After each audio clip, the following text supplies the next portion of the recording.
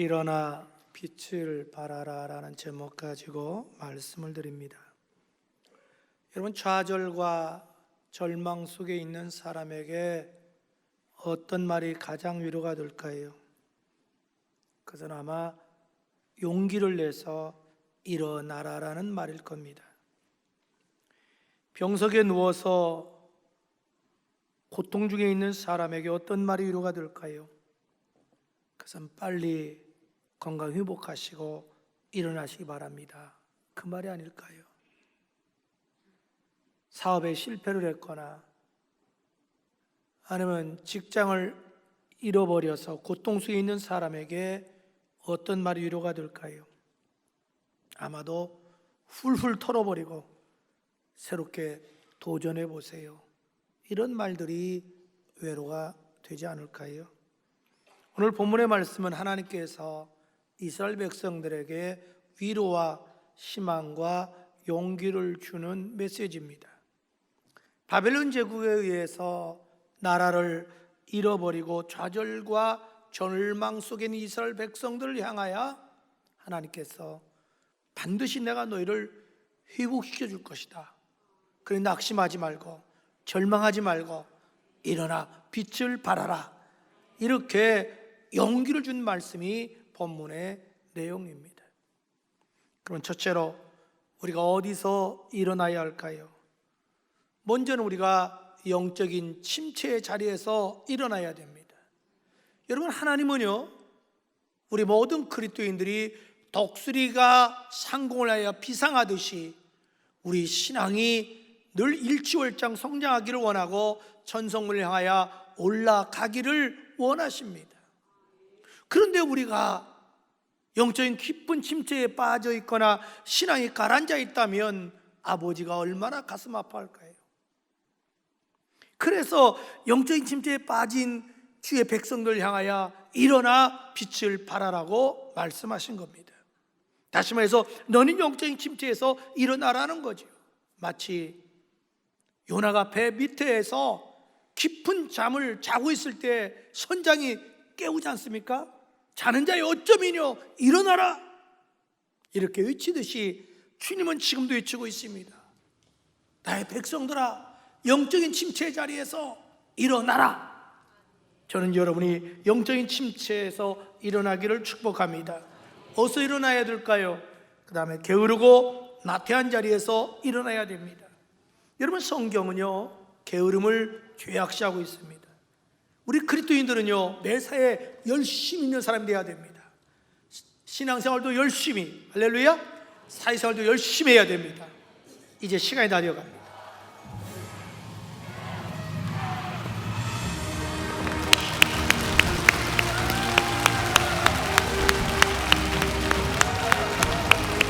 드디어 2020년이 도래했습니다. 2020년도 하나님의 영광이 여러분에게 함께하기를 축복합니다. 우리 앞뒤로 서로 인사합시다. 새해 복 많이 받으시기 바랍니다.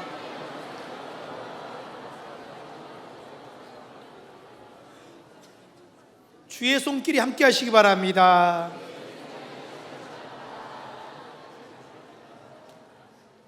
한번 더 소원이 성취되시기 바랍니다.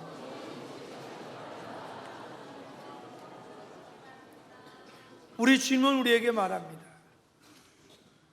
게으르고 나태한 자리에서 너 일어나라. 나는 네가 열심히 있는 사람 되기를 원한다. 로마서 12장 11절 보니까 부지런하여 게으르지 말고 열심을 품고 주님을 섬기라. 요한계시록 3장 19절에 물은 내가 사랑하는 자를 책망하여 징계하노니 그러므로 내가 열심을 내라 회개하라. 또 우리가 어디에서 일어나야 될까요? 좌절과 절망의 자리에서 일어나야 됩니다. 여러분, 우리 그리스도인들에게요, 시련은 있어도 실패는 없습니다. 그래서 따라서 용기를 내서 실패한 자리에서, 여러분이 생각할 때 좌절의 자리로 생각한 자리에서 일어나야 됩니다. 왜? 우리 그리스도인에게 시련은 있지만 실패는 없기 때문에 그렇습니다. 잠언 24장 16절은 말합니다. 하상보 다 같이 시작. 대저인은 7번 넘어질지라도 다시 일어나랴. 할렐루야. 의인은 7전8기 반드시 일어납니다. 우리가 어디서 일어나야 될까요? 죄악된 자리에서 일어나야 됩니다. 우리 하나님은 거룩한 하나님이십니다. 하나님은 저와 여러분을 왜 구원해 주셨느냐? 거룩한 사람으로 만들려고 불러주셨습니다. 그래서 우리는 죄악된 자리에서 탕자처럼 일어나 주님 앞에 돌아와야 될 줄로 믿습니다. 둘째로, 일어나 어떻게 해야 될까요? 오늘 1절은 그렇게 말합니다. 또 일어나 빛을 발하라. 그래서 빛을 발하는 말의 의미는 네가 마음으로만 결심하지 말고, 말로만 생각으로만 결심하지 말고 행함으로 네 결심을 실천하라, 이 말입니다. 액션을 요구하는 겁니다. 여러분, 우리 주님이 우리에게 원하는 것은 행함 있는 신앙입니다. 실천하는 신앙이에요. 너 다시 일어나 사명을 감당하라는 거예요. 다시 일어나 충성하라는 거예요. 다시 일어나 헌신하라는 거예요. 야고보서 2장 17절은 말합니다. 이와 같이 행함이 없는 믿음은 그 자체가 죽은 것이다. 야고보서 2장 20절 이하는 말합니다. 아, 이 허탄한 사람아, 행함이 없는 믿음이 헛것인 것을 알고자 하느냐? 우리 조상 아브라함이 그 아들 이삭을 제단에 바칠 때 행함으로 의롭다 하심을 받은 것이 아니냐? 내가 보거니와 믿음이 그의 행함과 함께 일함으로 행함으로 믿음이 온전하게 되었느니라. 할렐루야. 마태복음 7장 24절에 주님이 말합니다. 누든지 나의 이 말을 듣고 행하는 자는 그 집을 반석 위에 지은 지혜로운 사람 같으니 비가 내리고 창수가 나고 바람이 불어 그 집에 부딪히되 무너지지 아니하나니 이는 주초를 반석 위에 놓은 까닭이요. 나의 이 말을 듣고 행치 아니하는 자는 그 집을 모래 위에 지은 어린 사람 같으니 비가 내리고 창수가 나고 바람이 불어 그 집에 부딪힘에 무너져 그 무너짐이 심하니라. 아멘. 우리 주님이 원하는 건요, 일어나 빛을 발하는 거예요. 행하는 거예요. 근데 중요한 게 있어요. 왜 우리가 행할 수 있느냐는 거죠. 그건 1절 이렇게 말합니다. 일어나 빛을 발하라. 이는 내 위에 빛이 이르렀고 여호와의 영광이 내 위에 임하여 있느니라. 여호와의 영광이 네 위에 임하여 있느니라. 이 말이 뭐냐면 네가 결심하고 일어나 빛을 발하려고 할 때, 일어나 사명을 감당할 때 내가 너를 도와주리라, 이 말이에요. 그래서 우리 성경은 그렇게 말을 합니다. 이사야 41장 10절 다 같이 시작. 두려워하지 말라, 내가 너와 함께함이라. 놀라지 말라, 내가 네 하나님이 됨이라. 내가 너를 굳세게 하리라. 참으로 너를 도와주리라. 참으로 나의 의로운 오른손 너를 붙들어주리라. 여기 보니까 내가 너와 함께하면서 도와주겠다는 거예요. 그 일어나라는 거예요. 셋째로, 우리가 일어나 빛을 발할 때 어떤 역사가 일어날까요? 먼저는 존귀함을 받게 됩니다. 네가 일어나 빛을 발해보라는 거예요. 일어나 사명을 감당해보라는 거예요. 내가 너를 존귀하게 세워주겠다는 거예요. 자, 3절 4절 봅시다. 나라들은 내 빛으로, 왕들은 비치는 내 광명으로 나오리라. 내 눈을 들어 사방을 보라. 무리가 다 모여 내게로 오느니라. 사방팔방에서 빛을 보고, 네가 빛을 발하는 걸 보고 사람들이 몰려온다는 거죠. 다시 말해서 이런 얘기예요. 네가 일어나 빛을 발하면, 네가 사명을 감당하면 내가 너에게 사람을 붙여주겠다. 그런데 더 중요한 게 있어요. 그 사람들이 너를 존귀한 사람으로 인정해 준다, 이 말이죠. 그런 얘기예요, 이 말씀이. 그래서 10절 한번 보세요. 10절은 말합니다. 이방인들이 내 성벽을 쌓을 것이며, 그렇게 말합니다. 왕들이 너를 뭐라 그래요? 섬길 것이다. 사람들이 와서 너를 섬길 거라는 거예요. 야, 당신 보니까 하나님이 함께하는 사람이야. 하나님이 함께하지 않고는 당신이 이렇게 성공할 수 없어, 이렇게 잘 될 수가 없어. 그러니까 그 사람 부러운 거예요. 사람이 심리가요 이상해요. 잘 되는 사람 앞에는 가고 싶어지고, 잘 되는 사람은 오히려 더 내가 섬기고 싶어져요. 근데 내가 잘 안 되면 저 사람 옆에 있으면 나도 같이 망한다고 사람이 도망가는 거예요. 그게 인심이에요. 근데 네가 일어나 빛을 발하면 내가 너를 도와줘서 사람들이 야, 너에 대해서 신기함을 느끼게 만들겠다는 거예요. 부러움을 갖게 만들겠다는 거예요. 그래서 너 주위에 사람이 몰려와서 너를 존경하게 만들어주겠다. 14절은 이렇게 말합니다. 너를 괴롭히던 자들의 자손들이 너희에게 와서 허리를 굽히며 너를 멸시한 자들이 다 내 발 앞에 엎드려 너를 여호와의 성이라 이스라엘 거룩한 하나님의 성 시온이라 부를 것이라. 이 말에 평소에 너를 무시하고 깔보고 업신여기는 사람이 오늘부터가 이 사람 너무너무 잘 되는 거예요. 그러니까 이거 웬일이야? 이거 웬일이야? 아니 저 사람이 무슨 비밀이 있나? 무슨 비법이 있나? 궁금하다는 거죠. 그래서 자꾸만 내빼온다는 거죠. 그래서 자꾸 나도 모르게 그 사람을 따르게 되고 존경하게 만들어준다는 거죠. 저는 여러분이요 올해 그렇게 되기를 축복합니다. 우리가 이날의 빛을 바라면 어떻게 될까요? 기쁨이 넘치게 됩니다. 자, 5절 봅시다. 5절은 성경은 그렇게 말을 합니다.